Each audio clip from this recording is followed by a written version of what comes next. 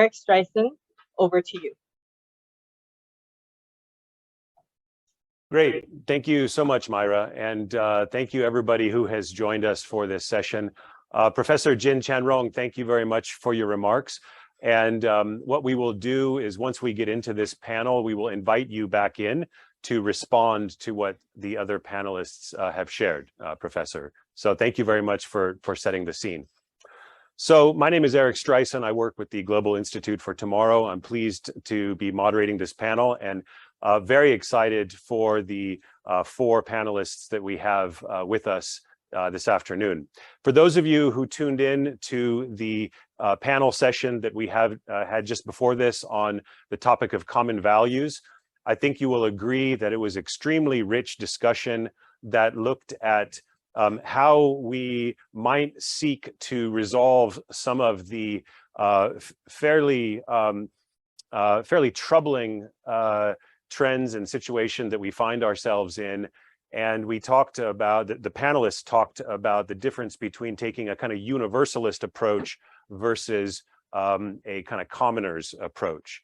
And there was the suggestion that maybe we should look from universal values to more common values. So I think we can agree, it's no mistake that today, this kind of people-to-people diplomacy and finding solutions to this kind of troubling situation in the world, whether it's geopolitics or whether it's the tensions that arise, not just from the pandemic, but all of the social kind of fallout from that. It's really more important than ever that we find new ways to bring people together and to resolve these challenges. I think we recognize also the limitations of formal government diplomacy. And so therefore this panel, we have asked the panelists to comment and have a discussion on people-to-people diplomacy leading towards shared prosperity. So I think the government in this case, we can suggest that they find ways to provide the context and perhaps nudge people towards this, but it is really up to people to find ways to lead that people-to-people diplomacy. So I'm very pleased to welcome 4 very distinguished guests who are going to really help us understand and seek to define this concept of people-to-people diplomacy, and very importantly, share their practical examples and experience with us, because I think that will be the most instructive to really hear from them how they have done this in their own work and lives. And finally, what they see as what the future holds. So how should we understand the road forward, particularly here in the greater China and Asia region, when we have there are concerns about China's growth and rise and how that interacts and intersects with the region. So let me not take any more time, but let me introduce the panel. I'm very pleased to welcome Dr. Daisy Wang, who leads the Hong Kong Palace Museum's curation, research, exhibition planning, collection and conservation, and many other facets of the Hong Kong Palace Museum. Welcome, Dr. Wang. I'm pleased to have with us Mr. Einar Tangen, who is a senior fellow from the Center for International Business Ethics at UIBE and a senior fellow at the Tianhe Institute. He's an author, a lawyer, a banker, and a consultant, and he's a frequent contributor to many media channels. I think Einar is still on his way here, but we're in touch. Einar, if you're with us, please give us a signal. I think he's still on his way. Then we have Dr. Ngeow chow-bing, who is the director of the Institute of China Studies at the University of Malaya. He has a PhD in public and international affairs from Northeastern University, and he is the editor of quite a number of journals and publications, and will share with us on from a kind of academic point of view and the politics of the region, not least, of course, China and ASEAN. And last but certainly not least, I'm pleased to welcome Dr. Vivian Lin, who is an executive assistant dean and professor of public health practice at the LKS, Faculty of Medicine here at the University of Hong Kong. But before that role, she has more than 40 years of experience in both public health, leading roles in policy, program development, health services, research and teaching. So is really an authority on health. And I'm pretty sure that Professor Lin can give us great examples of people-to-people diplomacy in health. So with that, I really look forward to the panelists sharing examples from, of course, health, but also academia and education, learning, arts and culture, media, and of course, socioeconomic development. So I think, as before, we would like to invite each of the panelists to share with us for really just 3 or 4 minutes, kind of your opening statement in response to this topic on people-to-people diplomacy for shared prosperity. Following your opening statements, I will do my best to facilitate an engaging discussion kind of around those 3 themes of defining people-to-people diplomacy, giving us some of your examples and practical experience, and then looking at what lies ahead. So, there is Mr. Einar Tangen. Great to have you on board, sir. Okay, so without further ado, let me please first invite Daisy, if you could share with us your opening statement. Sure, thank you so much. And it's such an honor to be with this esteemed group here. Particularly, I want to thank Professor Jing for a very succinct summary of where we are in this very challenging world. I am a historian, art historian, particularly with a focus on the Qing dynasty. So that is from the 17th century to the early years of the 20th century. I also want to provide and share a little bit of a historical perspective. Some of the challenges you mentioned is not unfamiliar to historians. So let's look at the Qing dynasty. That is a multi-ethnic and multicultural, multilingual, multi-religious state. And particularly, I study the Qing court history, so I'm looking at emperors and empresses. And it's really interesting for me to look back and to see some of the useful philosophical ideas, particularly political philosophy, the idea of diversity, plurality, and harmony, and also the idea of the relationship between the individual, the family, the state, and the universe. It's very important. So I think it's very relevant to our discussion today. Is back then, we start usually with self-cultivation, like you said, people to people.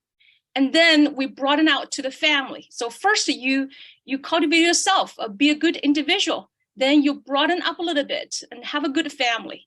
And then the society, the state, and then the bigger world. So I think that it's really important, yes, to look at the macro picture of the world today, the macro picture of China's position today, but it's up to the individual. It's up to everybody to do our part to make the world better. And also Qing left such a legacy that, today, China, if you look at China, if you look at Chinese relationship back then with European countries, they hired court painters at the Qing court, right? These are European Jesuit painters and working for the emperor. So I think that we could definitely learn something from history. Second point I want to mention is, as a museum professional, I definitely see the power of culture, the power of people-to-people exchange, and I'm a direct beneficiary of that dialogue, of that people-to-people exchange. Back to 2016, I was a participant of the U.S.-China consultation on people-to-people exchange, co-chaired by Secretary of State John Kerry and Chinese Vice Premier Madame Liu Yandong. At the time, I was able to present an exhibition about empresses in the Qing dynasty, and to share the story, share the treasures from the Forbidden City with millions of visitors in the United States. And that was very impactful because I was able really to talk to our visitors individually about Chinese culture, Chinese people, Chinese history, whether women practice foot binding or not. That was very, very powerful experience. And I thank the government for providing and opening those channels to promote people-to-people dialogue. And I hope that Chinese government and other countries continue that very important channel to prioritize some of the most important projects in the field of culture, science, sports, whatever you have. And the final point I want to mention is now I work for the Hong Kong Palace Museum.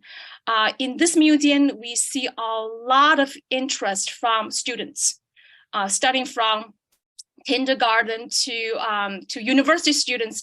I really hope that the government can push forward this people-to-people exchange programs targeting young people because they're our future.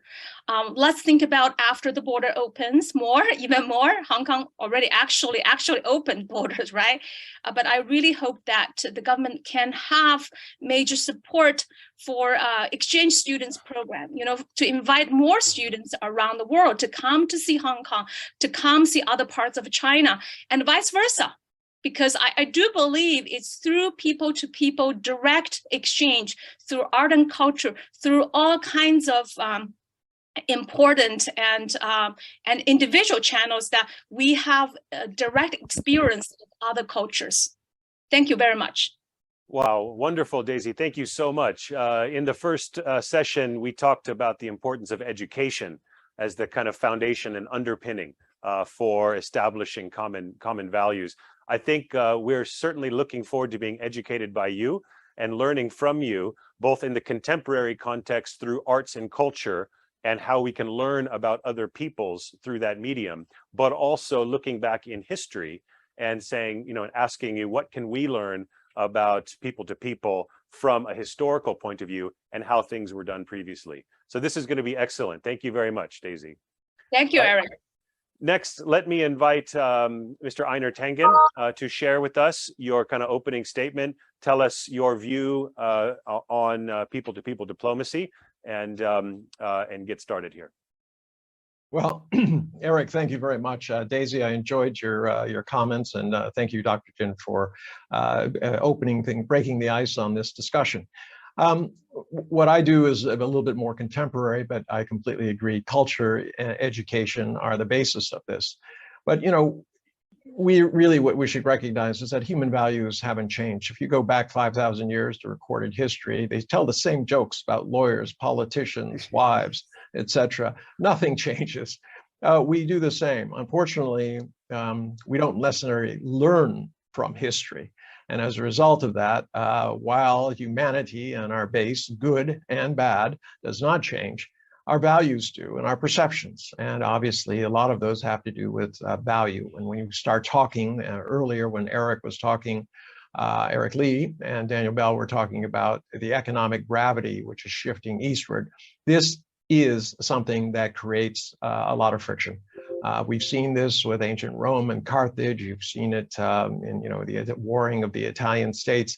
It has been repeated throughout history, and we are in that delicate position now. Now, when we start talking about human to people-to-people diplomacy, what we're really talking about is accidents, fortuitous ones, desire, curiosity. I mean, the first ping pong players who somehow got together on the bus and shook hands and said, "Gee, I guess we share a lot more than we have in terms of differences," which started off ping pong diplomacy, which was not necessarily the beginning of it, but was certainly a hallmark of this idea that Chinese and Americans were not at each other's throats, dedicated to killing each other, that they were simply human beings, and we wanted to kind of get on with life. You go forward with that to where we are today. There's been about 180 degrees of change, and what I mean by that is in terms of ideology. If you go back 40 years ago, the U.S. was extremely pragmatic. it was all about how do we get ahead, how we push certain types of values and things. I mean, how we push certain types of economic values. We're very interested in expanding. We thought that, you know, Coca-Cola and McDonald's would help us conquer the world, and of course, blue jeans and rock music were going to help us as well. That was a kind of person-to-person diplomacy. It was soft. It was representing a kind of aspirational value that was there. Today, it's not the same. Back then, it was also, China was perceived as extremely ideological, as rigid, unable to change, championing a system that, you know, what one size fits all. Now you have a complete reversal. It is the US who says that American exceptionalism must rule, that the US must be on top, that there's a hegemony is necessary to keep the world from World War III, even if the US has to start World War III. And it's China who's saying, look, every country has to follow its own path, and let us be free to follow our own. That, you know, it's about security and about sovereignty and keeping that kind of order. So into the midst of this, we now have social media, which has changed things tremendously. Now, you know, one person can broadcast to, you know, billions, depending on how viral it gets and things like this. And this has presented unique challenges and opportunities, especially on people to people. Unfortunately, the people who generally tend to spend the most time on social media are the ones motivated by negative emotions. You see a tremendous amount of anger, hatred, a desire to blame others, to cast out yourself as a victim. You know, no person represents that more than Donald Trump himself. He's become kind of a symbol of what can go wrong when you decide that the world owes you a living, that somehow you have been victimized. It's kind of strange, you know. Imagine you're in Africa and you're hearing Americans talk about how they've been victimized by the whole world. That was the basis of Donald Trump with all his tariffs, saying that, you know, no more Mr. Nice Guy, you know, everyone's taking a free ride. Gee whiz, the richest, most powerful, militarily, economic, and political nation in the world has been victimized. I imagine there are a lot of people in the the developing world would just say, gee whiz, I'd like some of that victimization for myself. Sounds pretty good. In any event, so we go forward. We do live in a post-fact, post-hypocritical world. You know, people just make things up. It's just, I'm astounded. Even when I'm on air, I'm on about 40 different stations around the world, cover most of the area except the world except South America. And then occasionally I do something there too. But I'm just astounded. People who appear on there, and whether they're part of the press or a commentator, and they just make things up. And you know, it's hard to respond. So I generally would just say, look, thanks. Eric, am I running out of time? Well, I just wanted to kind of ensure the others have a chance to make their statement. Sure, go ahead. Your point, Einar, about the role of social media, and I know you have some thoughts also about the role of storytelling in people to people. I suppose we could look at it, these new media tools, as a force for positive connection or a force for ill. And so I think it'd be great to understand, you know, your views as we get into the discussion about how we might steer those tools for positive people-to-people diplomacy, if that's even possible. Because as you rightly pointed out, they have caused a great deal of negativity and leading us in not a healthy direction in recent years. But we'll come back to that point and seek your advice from that point of view on media. Let me move to Dr. Ngeow. If you could share with us your kind of opening statement. All right. Thank you, Eric. I'm very glad to be here, to be on screen together with other distinguished panelists. And I also want to say that I enjoyed the previous sessions about the common values very much, and also the presentation by Professor Jin. I think they are all set up a very nice basis, nice space for our discussion here. I'm the director of the Institute of China Studies at the University of Malaya. My work basically focused a lot on China's relations with Southeast Asia, on both the hard power dimension in the sense of like military or security, and the soft dimension, which is what we are going to talk about today, about the people-to-people exchanges, I've written something about China's soft power, the export or expansion or the going out of China's higher education to other countries, including to Malaysia. There are some branch campuses of Chinese universities in Southeast Asia. I have also engaged in think tank kind of work, track 2 work together with China's think tanks and Malaysia and Southeast Asian think tank organizations. Is something that I'm also interested in the sense of how think tank engagement as part of the people to people, or in a way actually a semi-official kind of engagement, can help improve mutual understanding. And another area that I'm interested is the production of the knowledge of other countries. So one of the books that I have edited, the title of it is Researching China in Southeast Asia. Basically, I'm very interested in how China studies, as a field, as a field of knowledge and inquiry is being produced and disseminated within different Southeast Asian countries. So that's what basically the book is about. And the production of knowledge about other countries and societies within China itself. As China become more and more a global actor, it needs to understand other societies better and better. I think in the past, its horizon basically is fixated upon Western countries, the more developed countries. So they have a lot of intellectuals that can tell us a lot about what, or tell the Chinese citizens about what the Western countries are. But there are not enough Chinese scholars and intellectuals who can tell their own people and citizens about what the rest of the world look like and what are their histories and cultures and their thinking and so on and so forth. So I'm also interested in this part about the production of knowledge. So that is where I come from, and there's something that I hope that I can share in today's panel. So I will keep my statement short, and I look forward to the discussions later. Thank you. Excellent. Thank you, Professor. And I think, again, reinforcing the essential fact of needing to know and understand about other people, which is also something which we are very focused on at our institute. So I think to understand your perspective on that knowledge creation and the contemporary role of understanding each other across cultures, particularly here in this region, is something we want to talk about. Professor Vivian Lin, let me please invite you to give your sharing with us. Thank you very much, Eric. It's a great pleasure to be part of this panel, and I look forward very much to our conversation. We all come with personal baggage, so here's mine. I was Taiwan-born, US raised, worked professionally in Australia, and then with the World Health Organization in the Western Pacific region, and now Hong Kong U. So I think I'm a daughter of the Pacific Rim, but very much also a global citizen.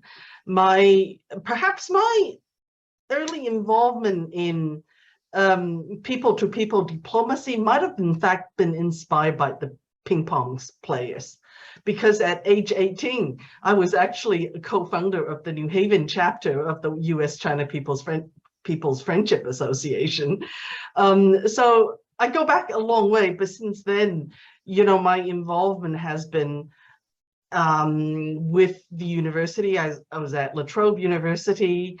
I was obviously working with the WHO, but also doing many bilateral development assistance projects. So in and out of China for 40 years, but beyond China, also professional work in public health, global health, in the Middle East, in the Caribbean, in Europe. So, so my perspective isn't just about China, but it's actually, global.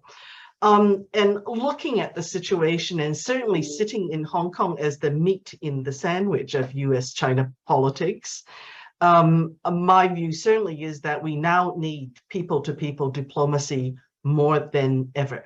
We've got to break out of these echo chambers and the groupthink that we see going on around us, which is very dangerous. And if anything, I say, why are we not talking about the common values that were espoused when world leaders adopted the Sustainable Development Agenda? How can you be against people, planet, peace, prosperity, and partnerships? But I suppose I come at it, you know, with quite a lot of the experience in the bilateral and the multilateral sphere, and I've got many stories I can share about what I think have been the power, the strength, the everlasting value of these platforms. It's also really easy until more recently to say, you know, public health is traditionally a very valuable channel for people-to-people diplomacy, because after all, health is a shared value. I mean, everyone wants good health, and many health issues transcend national borders. Now, COVID has changed that. And I think what we really need to work on is how to overcome the geopolitics that relate to COVID. It's not so easy now in multilateral settings. So again, thinking about the people-to-people strategies and building on William Easterly's book, where he talks about seekers do better than the planners, and how we really search forward. And I think to do that requires perhaps also some changes in our mentalities and how we work. Many of those are characteristics that have made us successful in the first instance. But I think in our search for a more for plurality in the world order, we also need to be thinking about decolonizing global health. So let me leave it there as a few points that we could talk about. Great. Well, thank you so much, Vivian. There's a lot there that you shared, and I think you that last point that you mentioned about decolonizing public health is, of course, a very rich topic that I'm sure everyone has opinions on. So what I'd like to do is actually just invite you, each of you, to then give us a little bit more of a definition of how you see people-to-people diplomacy. I mean, we have a very rich cross-section from health to academia and learning, arts, culture, media, but I'd like to just drill down a little bit more, and I think our audience will appreciate really trying to define people-to-people diplomacy through your lens, and maybe suggest what you see as the practical significance, either related to the bigger geopolitical challenges we face, or particularly here in the Asia region with any of the sort of tensions that have arisen. But let's give us a definition first. Maybe let's come back to Daisy and share with us. I think you're on mute, Daisy. Thank you, Eric, and also thank all my fellow panelists for such an inspiring sharing. I want to share with you a story. When I was working in the United States, I worked there for over a dozen years in different museums. I always thought about differences because I was born and raised in China, and when I came to the United States, you know, museum audience is very different, and I'm mostly dealing with Chinese art, Japanese art, and Korean art, and that's not considered as mainstream. So I always have to think about, oh, how do I tell people stories about Chinese art, and for a very different audience, and the language is different. After a while, when I came back to Hong Kong and when I talked to my other colleagues in other parts of China, I think a little bit more about commonalities. Because when I was doing the exhibitions in the United States, I would think, oh, how to translate this term, how to help people to pronounce "zi", for example, C-I-X-I. Difficult, right? It's very difficult for English-speaking audience. So I came back to Hong Kong 3.5 years ago, and I was tasked to lead a museum to open its 9 galleries, and mainly about Chinese art and culture.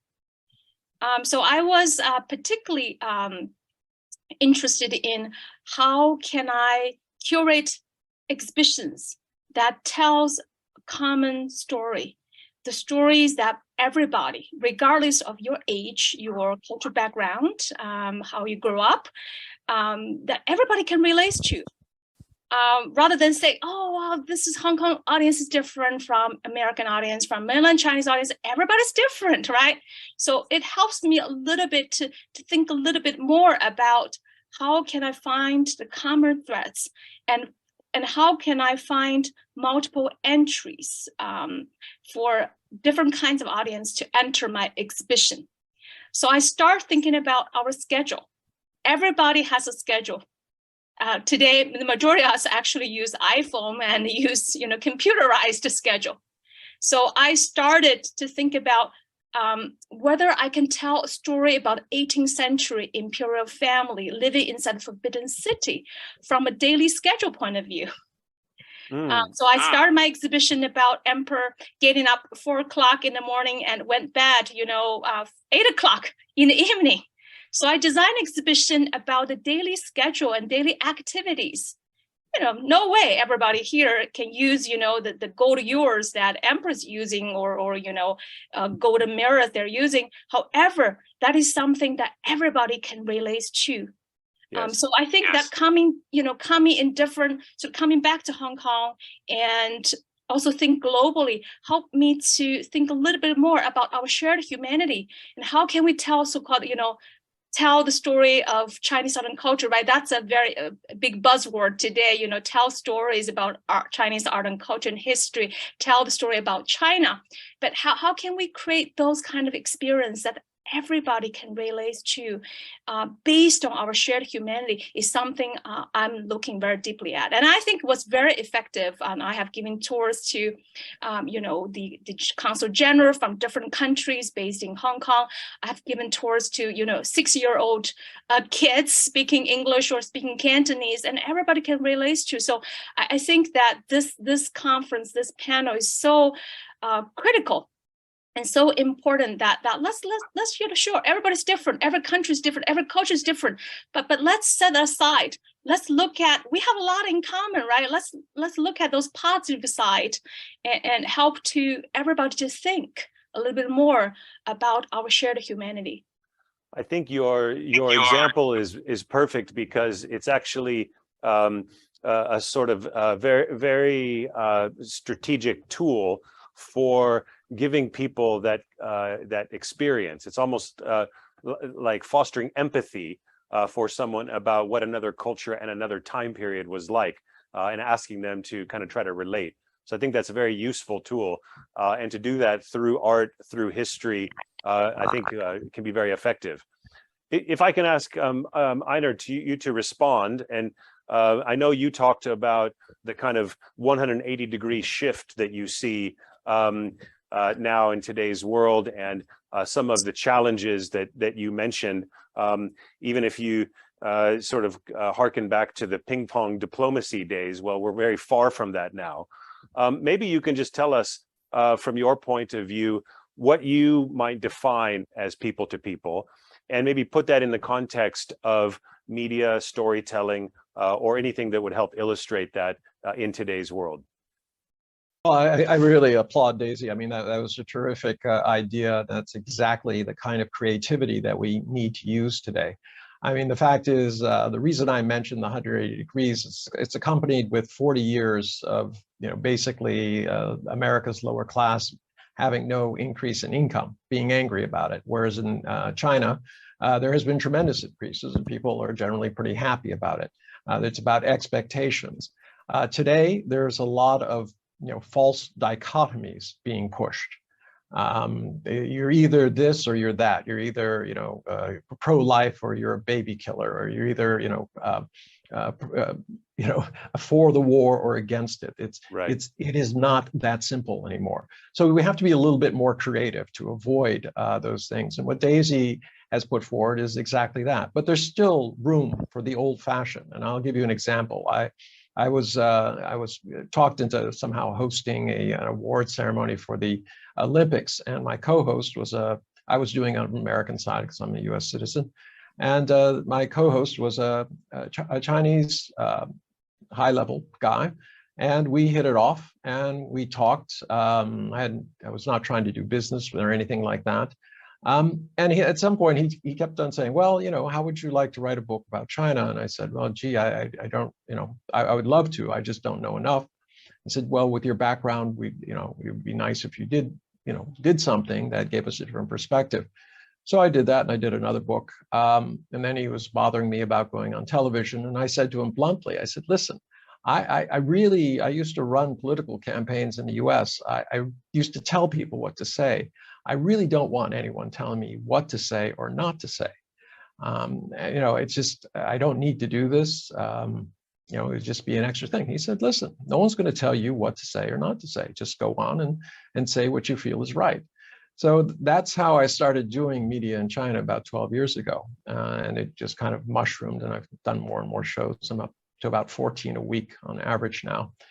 So it's become more than just a hobby. But there you have an example. He knew me, I knew him. I had misperceptions about what it would mean to work or be, not work, because I don't work for them, I'm a freelancer, but to be in Chinese media. I assumed, of course, somebody would be at my ear telling me what to say and not, or giving me scripts and things like that. And it's never been that way. I mean, other than 3 very junior, very nervous interns who came up to me and says, don't mention this. There's never been a time when anybody in any position has said, hey, don't talk about this or say something like this. And the cutting through these misperceptions is really, really important. And that's where the creativity comes in. I can tell you what doesn't work, though. I mean, China has the best story ever over the last 40 years. I mean, you really can't find any time in history where you have a better story. Unfortunately, it is not good at telling it. And that harkens back to what Professor Jin originally said, that there's time for a change within China. They have to be more creative. When they're going up against issues like South China Seas and things like that, they can't just react to the narratives that are being put out there. They have to put them in human terms, exactly what Daisy did. Let's find a way in which we can make this common to people, rather than putting into some sort of geopolitical struggle terms. Yes. And there are a number of areas you can do that in. No, very, very good. And I think your point about capturing more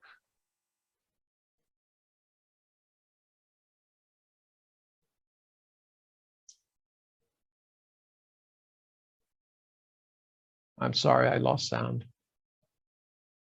Eric, I can't hear you.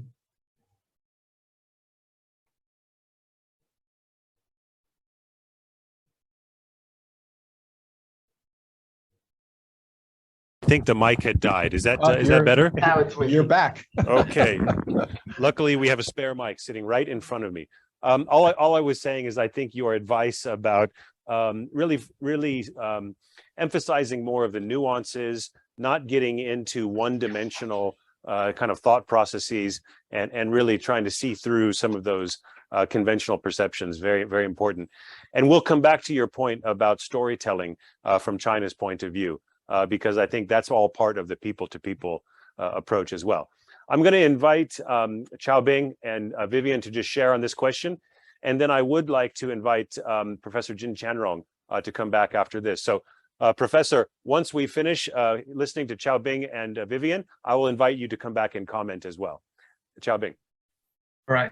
Thank you, Eric. We have heard excellent ideas and sharing from Daisy and Einar. I don't have excellent personal stories, perhaps, but I want to offer something about my own thoughts. We all know, of course, what BRI is since it was launched many years ago. And then, of course, our image of BRI is that it's a mega infrastructure. Of course, there are other dimensions, but basically it's a huge economically driven projects or programs. But I once heard from a Chinese colleague that he told me, you have no idea how BRI has opened our mind. What do you mean? Say that never in our thinking before that we have focused so much on the rest of the world, that the BRI is a transformational in the sense of how the Chinese people or the intellectuals, is basically a scholar, look at the world. But I thought that isn't the Chinese scholarly tradition, since the opening of the Qing, that the horizon of the China going from their own very Sinocentric to looking upon the world. Yes, that was the Western world. And then now it make me understand that it is time for China to actually look at the rest of the world more deeply, more comprehensively, more seriously, and more engagingly, right? Because just like I think in the first panel, there was a speaker talking about the daily talk of the global south. I think this is very, very much necessary. And I want to also highlight that despite these efforts to look at the global south, to understand, and I think that in terms of when I mentioned the production of knowledge, that China has actually devoted enormous resources. Just take my country, for example, Malaysia. The Malay language is not, of course, it's widely spoken in the region, but it's not a hot or popular languages in China or in other parts. But in China, as I understand, there are at least 10 universities that have opened up Malay language programs, which I find it very, very encouraging. So I think these are the trends that I welcome, and if not because of the BRI, because of the sudden sense of needing all the necessary knowledge to go to other parts of the world, there won't be this huge push for opening up different kind of centers or programs that try to understand the global south. But having said that, I still find that the mutual understanding between China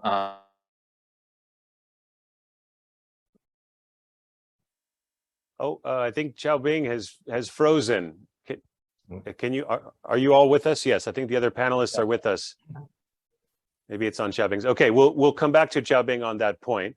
But I do like what he was saying about understanding and appreciating language, and interesting that the Belt and Road Initiative on one level can be seen as a great government-led. Oh, there are you. Yeah. Chow-bing, right. Are you back? Yes, I'm back. I'm sorry.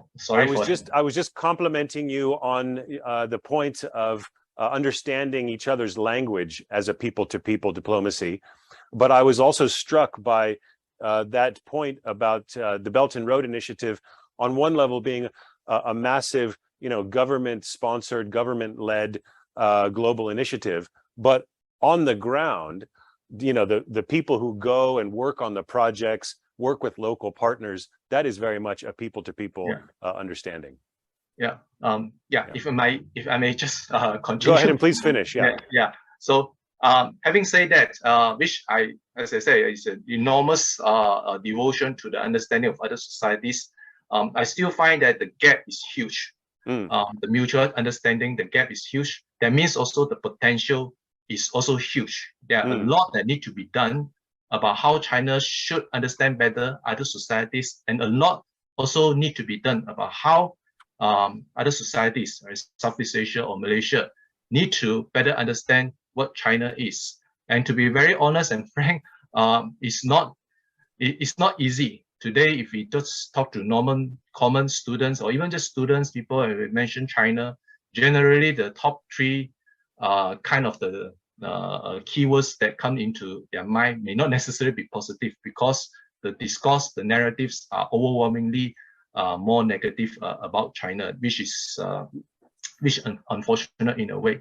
But I absolutely agree with what Einar just now said. Is the past 40 years, China's story is an enormously appealing story that need to be told very well to the rest of the audience. But in return, in the past 40 years, many of the stories, whether it's struggle or it's failure or it's success from the rest of the world, need to be told to the Chinese audience, the people, the intellectual class, the officials. Many of the BRI projects, I think, could have been much better handled if the on-the-ground knowledge is available to the managers, to the engineers, to the project managers, and so on and so forth. But sometimes it's just not there. It's just not available, and I think that is also quite unfortunate. And finally, I just want to make 2 points about this production and the dissemination of knowledge about other societies. it need to be, I think, founded upon two elements. One is necessity. I think exactly why China is doing so much about this is necessary. They need to understand other societies. Same with the other societies towards China. And this, after all, what in the area studies, the social science area studies came into being during the Cold War years in the United States, because they need the necessity, they need to understand your enemies, so to speak. But I think there's also another dimension, another element that's very, very necessary to put a lot more humanity into it, is curiosity. Because necessity is calculative in a sense, but to really understand other societies, you need to be really curious. Yes. And this is something I have to say that I find it somewhat still missing among the Chinese people and community. They will be curious about only because that others are appealing, in the sense of they are very powerful, they are very modernized, basically the Western world. But they are not necessarily very curious about the rest of the societies. They go there to understand because it's necessity. But I think this is something that the Chinese intellectuals should have some kind of a natural desire to be curious about other societies. And together you will build a better empathy. Just now I think some of you mentioned empathy, which will be the basis for a better people-to-people relationship between China and other parts of the world. So I can continue more, but I think I will end it here. Thank you. No, very, very good. Thank you, chow-bing. And I think curiosity is an extremely important and sometimes undervalued characteristic that we all need. And I appreciate your suggestion that there is an interest, but there's a long way to go. So how to kind of cultivate that. I would like to invite Einar to respond to that, but let me just come to Vivian. And I think, Vivian, you have a lot of experience in kind of cross-cultural, cross-regional health related initiatives that you've led. Could you share anything with us that would be relevant to what chow-bing was suggesting, or perhaps just your own definition of that people-to-people diplomacy? Thank you. I think that when we think about it, we have to think about the individual and the institutional components, and they're often mutually reinforcing, and it works at both levels. So, my own university in Australia has been running a China health program for more than 25 years. Began with an individual saying, why don't I try and get some government money to connect with my old university in China? It grew into a partnership between several different universities. It has now, and it's a truly collaborative bilingual program. It's not, many Western universities just treat international students like cash cows, but this was not one of them. It probably lost money, in fact, but nonetheless, extensive collaborative research. These are people who are really trying to solve problems and trying to think about, different ways that they can actually solve the problems. So just a couple of things that that's been happening in recent years, that is the result of long-term relationships. One is during the Wuhan, when Wuhan was locked down and the world was in shock, one aspect of it had to do with a lot of community education and community outreach. And so there was a WHO webinar to look at, what was done in different countries in that way. And the person talking about it from China said to me, do you remember me? I was your student. And I'm putting all this into practice. So that's very heartening to know that, you cannot take the model of one place, but it takes a deep understanding of another place to really be able to translate concepts. So this is where I think it really is a mutuality. On another project, probably the biggest rural health project the World Bank, and China has ever had from an external. Now that institutional framework sets up a relationship between foreign experts and domestic experts to work together. Early on, I was brought into a fight between two people who are responsible for the hardware. And I thought, what is going on? Why have they become so angry with each other? Turns out to be a translational problem. When Lost you in just translation? work on translating words, you're not translating why people are talking about certain things. The dispute was about the pitch on the roof of the building, but neither were understanding why. One was arguing for higher pitch and one was arguing for flat roof. Right. Right? So we have to get beyond language and actually get to the back of, what are they really driving in? What are the key issues? But coming from this project, the externals had an idea that China really needed to address health financing for the very, very poor. But how could you possibly make that happen in such a big, complex country? And so it was really a Muslim who was the first to ever go to a university from Beijing, who had been a prefecture health director for 17 years, who said, this is how we do it. This is how we go to the village level and get them to do identify the poor. This is how we tie the financing to local government counterpart to make sure that the local government actually put money on the table and made it happen. Using the World Bank conditionality in a way that tackled the Chinese institutional barriers.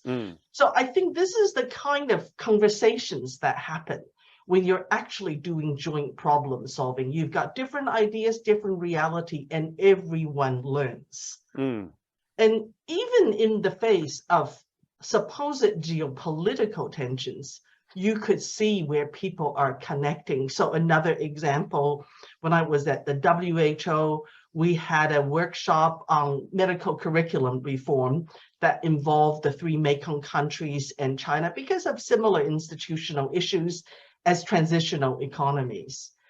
And, like we're all told, the Vietnamese and the Chinese don't get on. And diplomatically, there are issues. But my God, when you actually are in a workshop, you see they're really clicking, they have shared problems, they want to learn from each other, they want that relationship. So I think this is where the institutional framing can be quite useful to help people advance. And it is about mutual interest as well. Right. And interestingly enough, out of this rural health project, the person in the Ministry of Health actually was the one, she later on told me that with all this Belt and Road Initiative happening, she proposed that there should be a healthy BRI. And initially the response from, the central agencies, the infrastructure people were saying, what do you mean healthy BRI? So, she kind of took the lessons of how you could do this and the different ways you would do a health system project. And then they started talking about, the Chinese missions going to different countries and how to make it adaptive so that the Cambodians or whoever were really in the driving seat, very much in the way that the Chinese were in the driving seat. So I think this is where you can grow from small things to big things and have all kinds of consequences which are positive, but you didn't actually plan for. Right. Very interesting, Professor. Thank you so much. And it just occurs to me that we want to, I'm going to invite Professor Jin to come back and reflect, but Daisy, I'm wondering also if there are historical examples that you have in your repertoire of health related or, kind of China people to people examples that would be analogous to what Vivian just shared with us. So maybe something to kind of consider. But can I ask Professor Jin to just chime in and maybe share, you've listened to our panel and their thoughts on people-to-people diplomacy. Please share from your perspective any reflections. Thank you, Eric. Actually, I think the Chinese side more and more pay attention to the value of people-to-people relationship. Actually, in our history, many philosophers pay a lot of attention to that. I remember many years ago, I think it should be 2,400 ago, 400 years ago, we have a philosopher called Han Feizi. He's a leading figure of 法家, right, legalist. And Han Feizi said, 国之交在于民相亲. Should be say like this: the friendship between the two countries lies in the affinity of the two peoples. So I think many years ago, the leaders, the elites of China pay a lot of attention to the value of people-to-people contacts. And in the history of New China, PRC, we all know the former Premier Zhou Enlai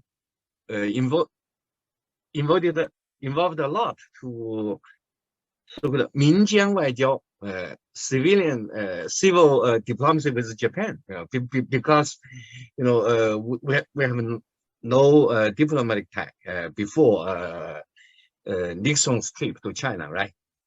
So, but between that 23 years, China-Japan, actually we have very good trade tie. And this trade tie based on people-to-people contacts. And so we have a history of people-to-people tie. And in recent days, as I know, the government really value the importance of people-to-people contacts. But we have our special problem, because you all know the NGO in China are not as active as in our Western countries, right? So that's how weak. So that's why comes problem. Our diplomacy mainly dominated by government-to-government relationship. On this side, so non-government very weak. That's our problem. So what I can say is, I hope in the coming days, our society will have more, active NGO or mature NGO, then easier for China to have better people-to-people tie with outside the world. But the reality today is that this side, the so-called the third realm of China is not very strong. So that's the weakness of China to deal with the West. We're really strong at a governmental time, but weak on that time. So, but I should stop here. The government really pay attention to the importance of this people-to-people tie. But the reality is that we are not very good at this side. So that's the reality. So thank you. Improve in the coming days. Thank you, Professor Jin. Would anyone like to respond to that with a viewpoint or a suggestion? Yeah, Daisy, please. You're on mute.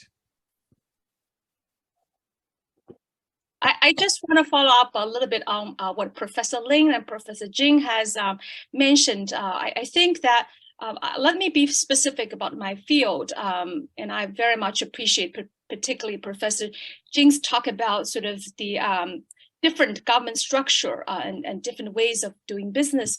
I particularly in my field in arts and culture, I wonder whether the government could consider establishing a foundation. That foundation can have money from the government. At the same time, they can have, as a grant-given organization, they can support different organizations in China and outside of China. For example, Korean government gave money to Korea Foundation. However, Korea Foundation would support, for example, the Metropolitan Museum's Korea Gallery or British Museum's Korea Gallery. But currently, Chinese government could not directly support, let's say, other countries doing projects to promote Chinese art and culture. Usually, they can support a Chinese organization doing business. However, I wonder, whether the government can seriously consider some grant giving organization and prioritize some of the projects that really can help organizations outside China to do the good work. Just give you an example, to do an exhibition about Chinese art is very expensive. For high level exhibition, say you need $2 to $3 million to do a major exhibition, traveling treasures from China. Most of US museums do not have that financial capacity. So, and you know, also there are many other cultures, you know, there are many other different art forms, and they don't have to do Chinese art and culture. So in a way, you know, for a lot of American museums, they may be interested, but they're so constrained by financial resources. So I really hope that Chinese government could consider a long-term plan that give resources to you know, individuals and to good organizations who are doing good work to promote Chinese art, culture, and history outside of China. I think that is very crucial, and that might be a hybrid model to address issues that Professor Jing mentioned, and that there are successful models like Korean government and the Korea Foundation. And that's a great example of the government playing an enabling role, but not necessarily doing the hard diplomacy government to government, but facilitating and playing an enabling role, and maybe could even go further to facilitate people to people as part of that exhibition funding in the case of arts and culture. I would like to also just remind the audience that we have about 25 minutes left, and we'd love to hear any questions. So please go ahead and chat the questions in the Q&A, and we can try to field those with the panel. Einar, did you want to respond to either what Professor Jin shared or any of the other sentiments that came up? Yes, I wanted to speak to this issue about knowledge about other countries. I mean, yes. China is woefully lacking in that regard. You know, if you talk to people and say, hey, what do you know about Kazakhstan? Oh, how about Uzbekistan? Any of these places, then this is, you know, well, I don't know. And even if they know the language, they certainly don't know the law, the you know, the politics, the economics, the resources, and things like that. A number of years ago, I suggested, along with some other people, that they start looking at the way the British used to handle it. They used to have a geography degree, which in essence, you had to learn not only the language and the culture, but the politics, laws, resources, everything there was to know about a particular country and the areas surrounding it. And you had to go there and actually do something that gave the country a tremendous resource in terms of people who actually understood the country themselves. And some of the things that we're talking about here go that. I mean, things have changed since ping pong diplomacy. China is not the China then. China was just emerging. Today, it's a sophisticated culture. It needs interchange in politics, economics, etc. So yeah, things have changed. There needs to be a more creative address. I liked Daisy's idea, although it did sound a bit like an ask. I can tell you the problem with that is from the government side, they're concerned about corruption and that, you know, it'd have to be overseen. It'd be very, very bureaucratic. In fact, the Ministry of Culture does do things like this, but it did do things like this, but then it was shut down a few years ago because of concerns. Right. Okay. Thank you, Einar. Chow-bing, any thoughts on academia and you know, the need for greater knowledge? What can be done? Any experiences you've had that have been successful? First, I want to echo what Daisy and Einar just said. I completely agree with their observations as well. And I think Einar mentioned about sometimes they know the language, but they are completely oblivious of what are the surrounding and context. And that, I think, is exactly why sometimes China enterprises are not being perceived, you know, in a positive way. I think a lot of those negative narratives are unfair, but there are issues that actually the Chinese could have handled better if they have just say better understanding, if they could be provided a briefing session for all their managers by their specialists, you know, area specialists before they go overboard and be more sensitive about some of the things that I think they will have a much better image, and in that sense improve people to people ties. But I also want to speak on something at a deeper level. Of course, understanding the language is basically the kind of one of one of the foundations, the basics, and also the politics and law and certain current developments. These which are all very much necessary. But I wonder, in what sense do they know the heart?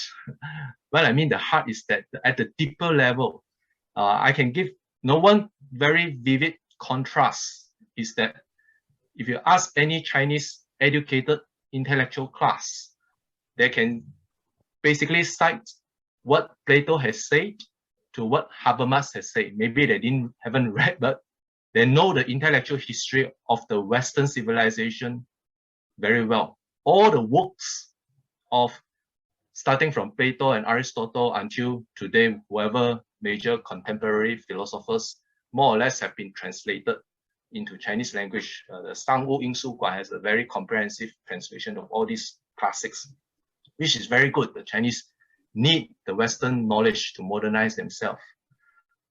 But what knowledge has they translated from the rest of the world? I think is very, very minimal. Very, very minimal about what are some of the philosophical or deeper intellectual currents, or some of the struggles when they adapt to their traditions and modernity in this part of the region. There are also a lot of thinkers in the region, but basically have not been captured or understood or appreciated by the intellectual class in China, which is actually not the case in the West. Of course, these areas are also a very minor fields within Western societies, but if you go to some of the Western universities, they have scholars looking into some of these non-well-known thinkers in the region, and they can have dialogue and conversations. But this is not the case in China. So I think if I can make a suggestions, come up with a series of major thinkers in the global South, or just in Southeast Asia, right? And from each country select one or two major thinkers, translate their work, study their work, and try to identify how they can form a dialogue with the intellectuals or philosophers of China when they face the same problems, and compare with the West also, since the West is a reference point in any way, but that will enrich the understanding at a much deeper level of these societies other than the West. Wonderful suggestion, Professor. And, this is something which here at our Institute at GIFT, we've been talking about this for years, and the need for a greater understanding, I mean, not just in China, but globally, about the historical traditions, philosophers, and thinkers from different societies, and to give them a greater platform. I mean, both historically, but even contemporary thinkers. It's a wonderful suggestion. I don't know if anybody would like to respond to what Professor just said. I do have some questions coming in, and one that relates to this, but if anyone would like to respond to what Chow-bing said, please. Yes, Daisy. You're muted, Daisy. I just want to say I really appreciate what Professor Ngeow has just mentioned, and I think there is a big asymmetry in terms of understanding. For example, I feel in my field, a lot of my museum colleagues know a lot more about what other museums are doing. Say, some of the top tier museums outside China are doing. They know more about like museum theory and practices in the Western world. Then those museum professionals outside of China, they actually know very little about the tremendous, phenomenal development in the museum world in China. Yes. And just to give you an example, it is actually a miracle that Hong Kong Palace Museum opened its door in actually 3 years.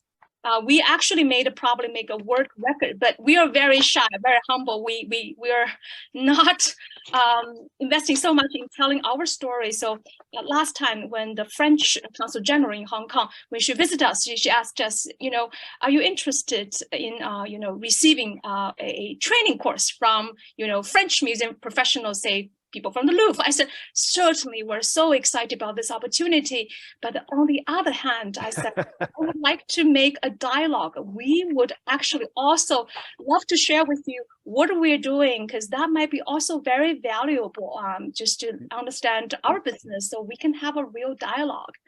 So I think this is the time we really need to be a little bit more open and don't be shy and ask, suggest, because people just don't know what you're working on, right? So I think that we need to tremendously enhance people's understanding of what we are doing here in China.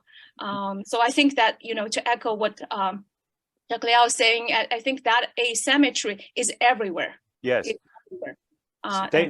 Thank you so much, Daisy. I see that Vivian has put your hand up, but I also just want to say that there is a question which relates very much to what you're saying. So I'll let Vivian respond, but just to put this out there, and that is that someone has asked the question, much of the attention has been about what China should do with regards to encouraging civil society to tell the China story.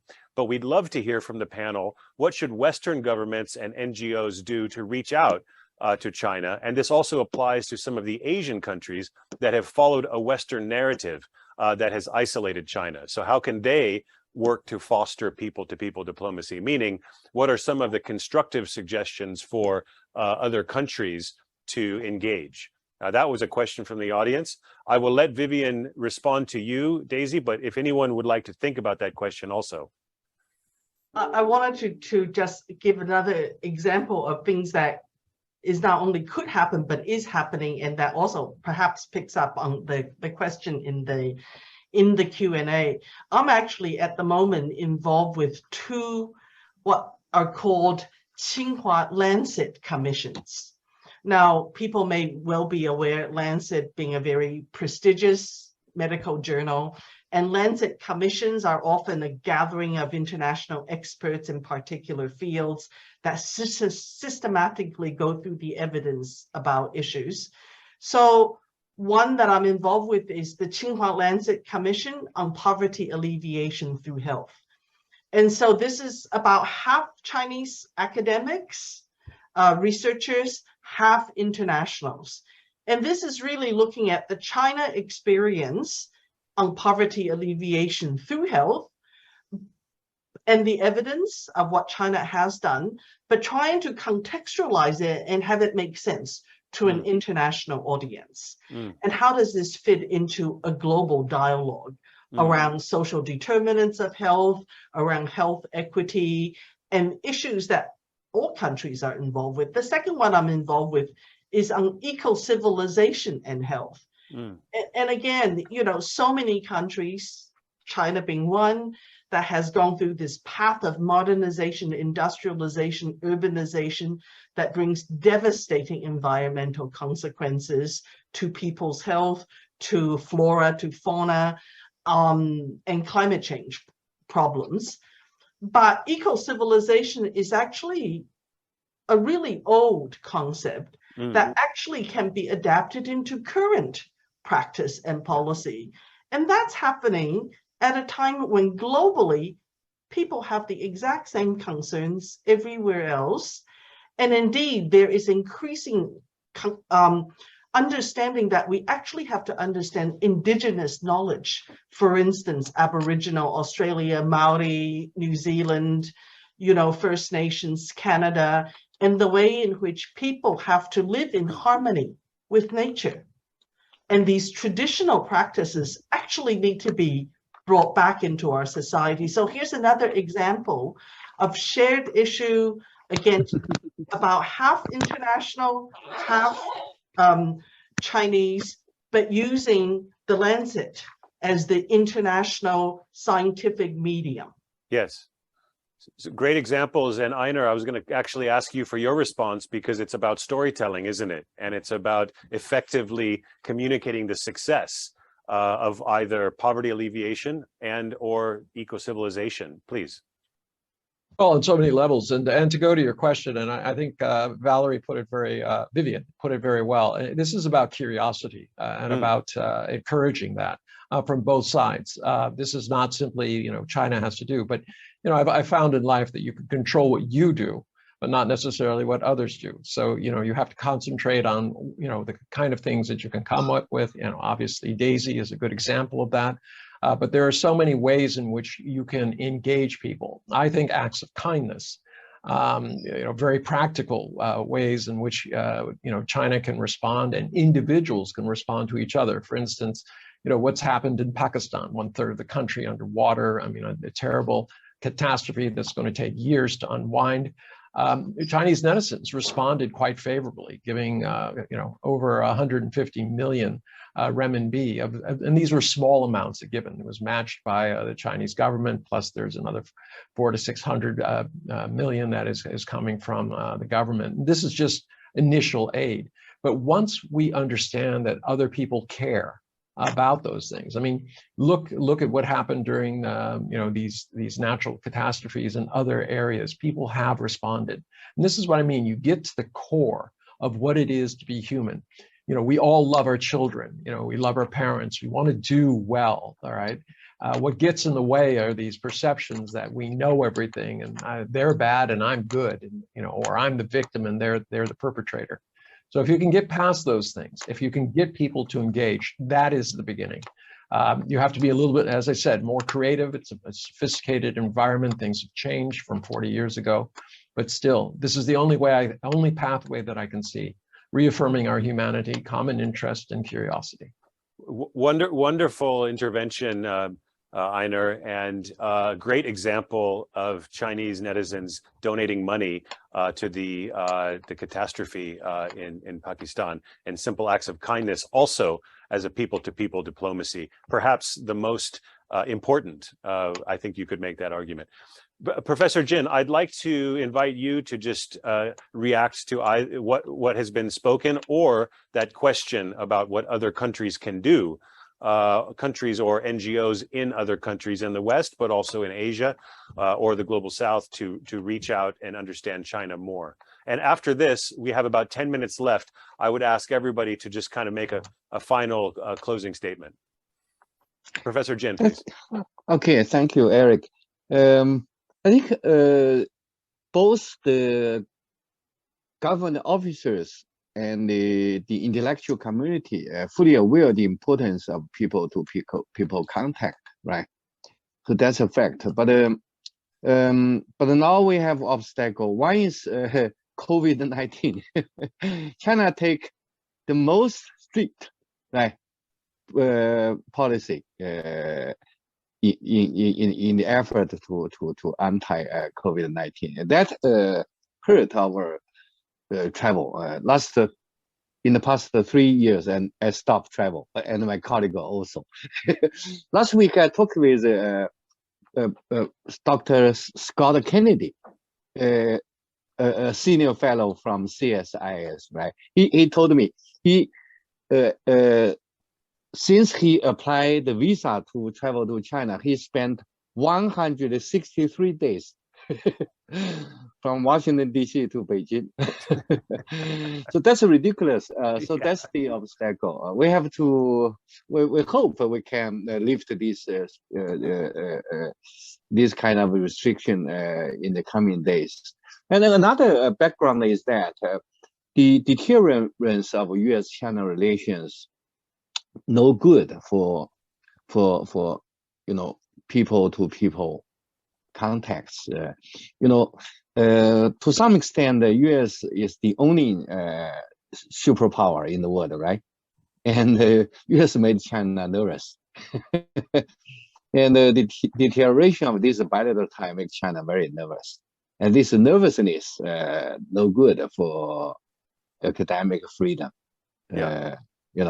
So to some extent, our policy tend to the left. And that's no good for cross-border people-to-people relations. So anyway, we have this kind of awareness. It's very important to encourage people-to-people contact, but on the other side, we're facing many obstacles, many difficulties, and we hope we can find some way. on very special issue, case by case, to cross this obstacle. I'll stop here. Thank you. Thank you so much, Professor. And yes, I mean, COVID has been a big hurdle to our people to people. I mean, I'm very sad that I have not visited mainland China for almost 3 years, although I am in Hong Kong. And we used to go every other month, either for work or for for travel. And of course, the deterioration in the relationship between two of the most powerful countries, US and China, has also not helped. So we need to find ways to overcome that. Okay, final kind of 5 to 10 minutes here. If I can just invite each of you to kind of give a concluding remark and maybe some piece of advice or a suggestion on what we can think about, a strategy or an idea to foster that people-to-people diplomacy, again, with that perspective, that view of shared prosperity. So people-to-people as a pathway to shared prosperity. Let me invite Vivian to start, to just kind of give us a concluding remark. And I have to ask you to try to keep it to about 2 minutes max, please, because we're out of time. I'll be really brief. I like to start with the end in mind, which is we only have one planet. And we want that planet for our children, for the next generation.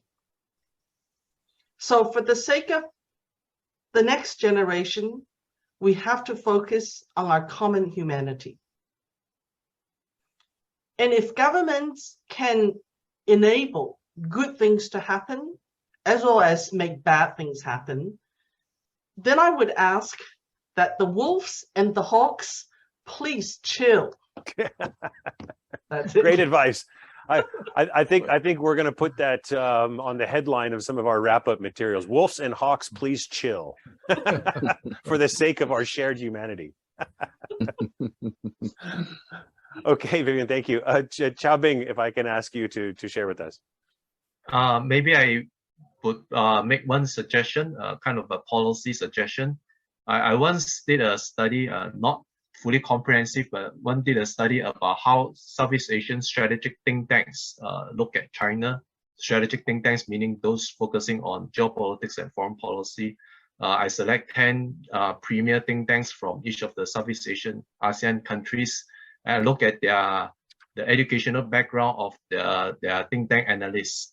And I found that maybe only one was educated in China. The rest, either of course in their own country, which makes sense, but if they have to get overseas educations, mostly from Australia, the US, the UK, the normal options. I think even in the think tank world, the mutual understanding between China and Southeast Asian think tanks can be further improved. And one of the options is for China to perhaps have a program to have certain masters to be trained and to go back to some of the think tanks in this region, so that there are some people who have some understanding, experience, education experience in China, in the think tank world in Southeast Asia. Thank you. Thank you, Professor. Very practical and pragmatic suggestion for people to people in academia and think tanks. Thank you.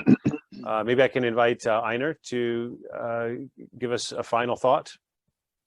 Yes, Chow-bing, I just want to say that the Taihe Institute is China's largest nonprofit think tank, and we are actively engaged in doing exactly what you just suggested. And we're reaching out. If you have think tanks in Singapore, we would be very much interested in doing that. Putting that aside, I think people-to-people diplomacy also has to follow the national guidelines. And that means that the Chinese government has to start developing a thicker skin. They cannot be put into the situation where they react to everything that the US is doing. If they do so, they are in essence, they're allowing the US to make the agenda, and that's not useful. If somebody accuses you of something, if I say to you, you're a pedophile, but offer no proof, how do you disprove it? You can't. And if you get engaged in that discussion, you are now feeding into their narrative. So it's better to put that aside. let your actions, let facts speak for you. And I think this is very important for the people of China because they do listen to their government. The attitudes of the government are going to be reflected in the people. If they say, let's reach out, let's do kind things, let's get rid of these wolves and hawks and things like that, and start going to the essence of a shared future for humanity, which is in fact all about humanity. Very good. Thank you, Einar. Very, very wise words. We appreciate. Daisy, can I invite you to share some remarks? I think you might have to unmute. You see my pattern. A few thoughts. I learned a lot from every panelist here. And number one is, I think resource is really important. You cannot just expect organic growth. Sure, people are gonna talk to each other. People-to-people dialogue will continue no matter what.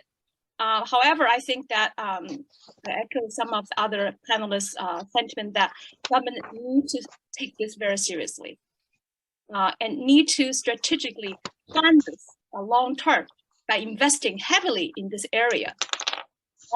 The second point I want to make is about understanding your audience.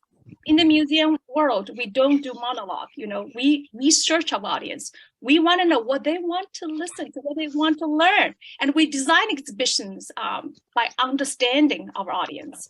So you talk a lot about storytelling, right? Storytelling is so much about who you talk to, what kind of skills you use, what are the relevance of your story to your audience. So I think that involves cross-cultural understanding. Yes. Different audiences, global audiences. Last point I want to talk about is look into the future. Future belongs to the young people. See, these days, young people don't use emails anymore. They use all kinds of social media stuff, and now it's 小红书, it's kind of things. So I think that we all need to work on the younger people and also let them know that the way how they get information is not just through those social media. It's through people-to-people dialogue. Live outside your country, right? Live with a family and really understand what they have in common with you or difference from you. I think having that kind of opportunities to have direct contact with people outside of your comfort zone, outside of your culture is really crucial. So I hope that both governments and organizations, individuals in each country, different countries, can help to push that focus on younger people, our future generations. Great, fully agree. Thank you very much, Daisy. And certainly, last but not least, Professor Jin, may I invite you just 1 minute, 1 to 2 minute summary, concluding remarks, please. I hope first U.S.-China relations can put under control. We have dispute a lot, but I hope we can put all the disputes under control. And second, we hope the two countries can take the lead in resolving the global challenge. Just hope. Let's stop here. Thank you. Okay, thank you, Professor. Very, very well said. Well, I'd like to thank all of you for your time and most importantly, your deep wisdom on this topic. And we could have talked for an entire day on many of the topics that you shared. I only regret we had a short time with you, but we really genuinely thank you for your contribution. I'll hand it back over to Myra.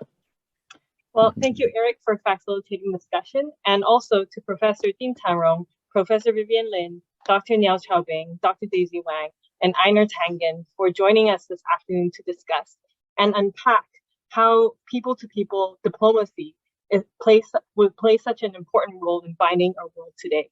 So thank you so much for joining us this afternoon.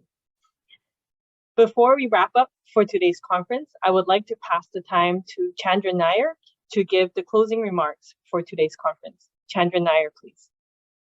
Thank you, Myra.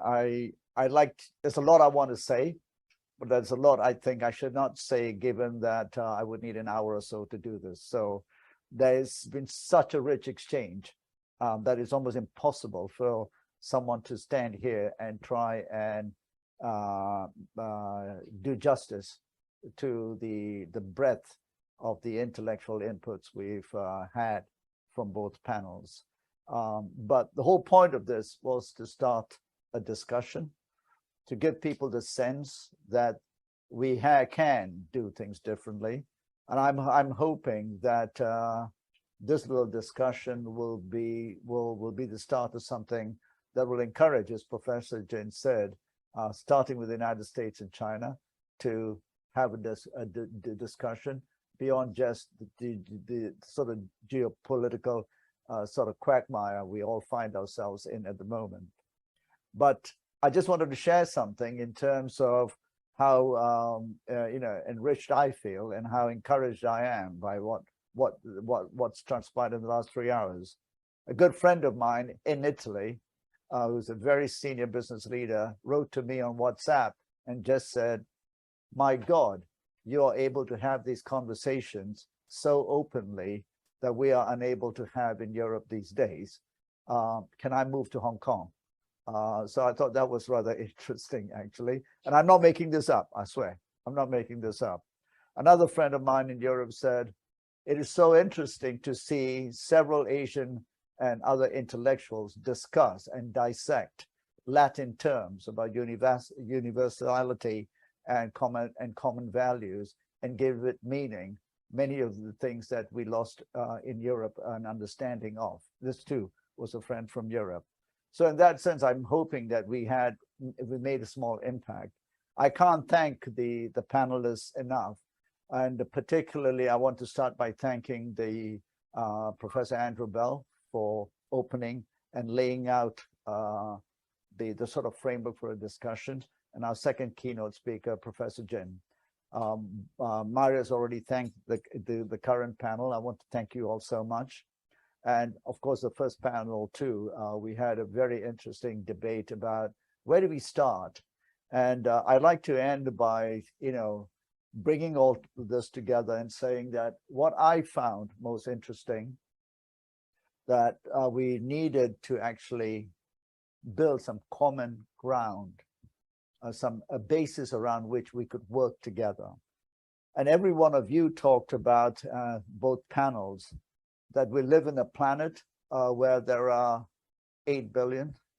I speak a lot about the fact that we will have 10 billion people by 2060.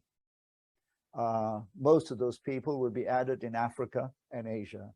The region I come from, which is ASEAN, which has a population of about 700 million, will add another 250 million people in about 30 to 40 years.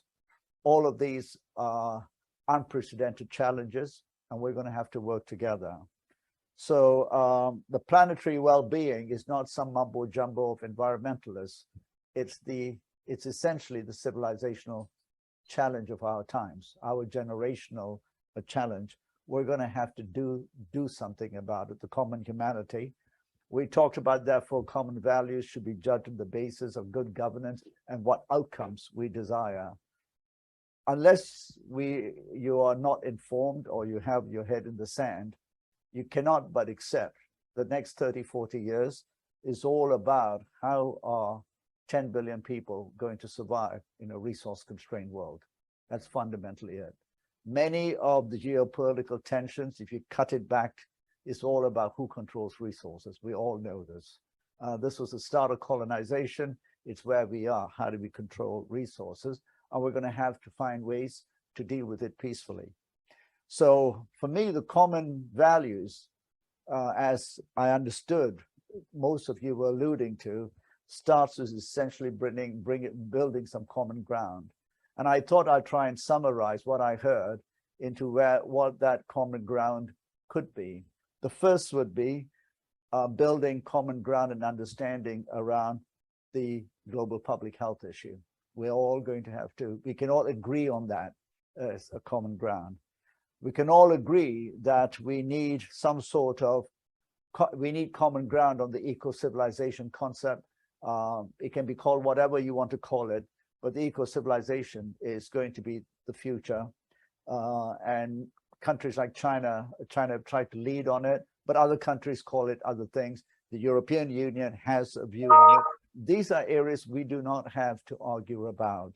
So that's eco-civilization. That includes the climate issue. The third area, I think, is the poverty alleviation and development challenge that we are going to be confronted with. The African population will increase by more than 500,000 in the next 30, 40 years.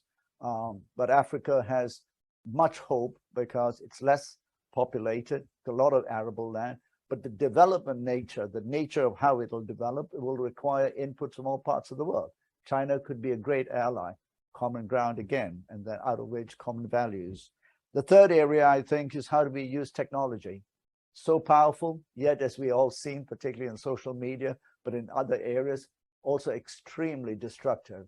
So how do we use it? So we need common ground, out of which we'll find common values around which to use these amazing technologies in an enabling way. The next area is, I think, very important. We're living through the period of most rapid extinction of flora and fauna. Flora and fauna, which we all need and we are dependent on, we've forgotten. Again, common ground around which then we can build common understanding and values. And two other things, food security is going to be a big issue. We're going to have to cooperate across borders, water supply, and all of those things. So food security around the world cannot be simply something built around this concept of globalization. So how do we build that common ground and create common values?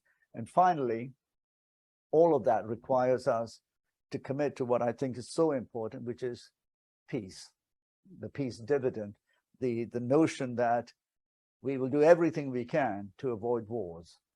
And I think that is something that is not discussed about enough. We spend a lot of time and effort on saying how we're going to fight climate change, how we're going to preserve biodiversity, but somehow we don't spend enough time looking at how do we actually build peace. We have many methods of creating wars. We invest a lot in wars. The excuse is that by building defense capabilities, we apparently prevent wars. But the reverse is the truth. So those are the things that I would think we need to build on.